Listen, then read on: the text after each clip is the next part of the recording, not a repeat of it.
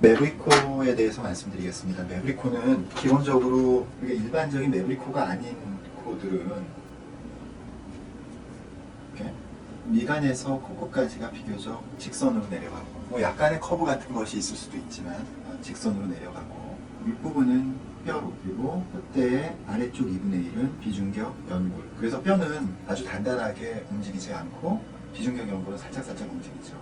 그리고 코끝은 이렇게 날개 연골로 이루어져 있어요. 그런데 매브리코는 바로 이 뼈와 비중격 연골에 접합하는 부분이 많이 자라났어요. 그 이유는 뭐 여러 가지 있을 수가 있는데요. 비중격 연골하고 뼈 있는 접합점 부분에 코의 성장판이 존재해요. 그래서 그쪽에서 가장 먼저 성장이 일어나고, 연골의 성장과 함께 뼈의 성장이 일어나서 다른 부분보다 훨씬 더 빨리, 특히 사춘기 때 성장 호르몬의 영향을 듬뿍 받으면 뇌가 많이 자라나는 현상이 생기죠. 그래서 매브리코 같은 경우에는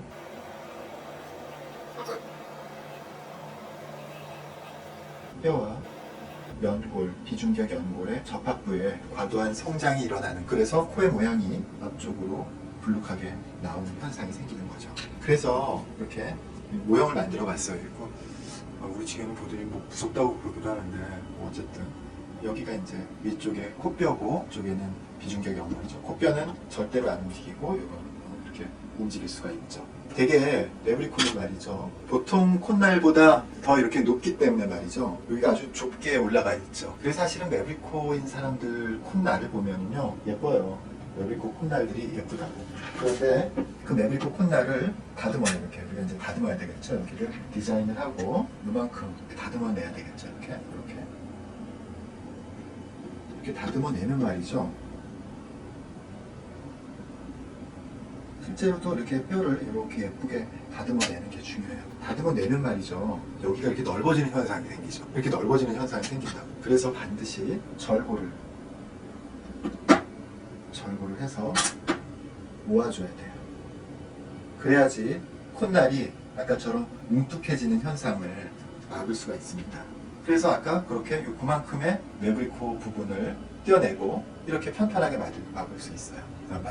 그런데요, 아직도 보면은요, 완전히 측면에선 이렇게 매부리가 없어졌지만, 이렇게 보면은요, 이렇게 측사면에서 이쪽에서 보면 여기 튀어나온 부분이 드러나요. 아까 이게, 그래서 이 부분도 아까 절골에 의해서 이 옆쪽 부분에 튀어나온 부분도 잘 정리를 해줘야지 자연스러운 모습이 되죠. 그리고 마지막으로 이렇게 코가 긴 매부리코인데, 매부리코일 때도 코가 반드시 긴 건 아닌데, 그럴 경우에는 코끝을 지금 시계 방향으로 이렇게 들어줘야 돼요. 너무 많이 들어주면 안 되겠지만, 이렇게 코끝을 내려가 있는 코끝을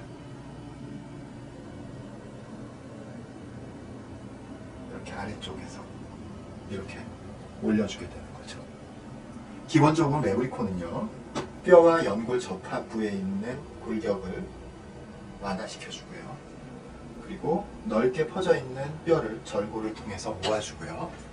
코끝은 위쪽으로 이동시켜주는. 그래서 최종적인 모양이 이런 식으로 긴 느낌을, 코끝이 처지거나 긴 느낌을 개선해주고, 콧대 한 부분을 다듬어주되 그 콧날이 계속 세련된 느낌이 나도록 좁혀주면서도 낮아지게 하고, 코뼈는 적절하게 줄여주는 이런 모양을 기본적인 수술의 목표라고 생각하면서 수술하는 것이 중요합니다. 이렇게. 물론 이건 이제 더 많이 이렇게 해서 코끝을 들고 이런 경우도 있는데요, 저는 가급적이면 그런 수술은 권하지 않습니다. 물론 원하시는 경우에는 그렇게 할 수도 있긴 하죠. 그래서 대개는 이렇게, 이제 실제 이렇게 되는 경우죠. 또 이렇게 다듬고 모아주고. 매부리코에서는 항상 코가 아까 모형처럼 긴 게 아니라 짧은 경우도 있는데요, 그럴 경우에는 오히려 코끝을 이렇게 프로젝션을 해주는 이런 방법으로 계산하는 것도 크게 도움이 됩니다. 이렇게 아까 그런 약간 긴 듯한 코어였죠. 네, 그걸 다듬어주고 코끝은 살려주고.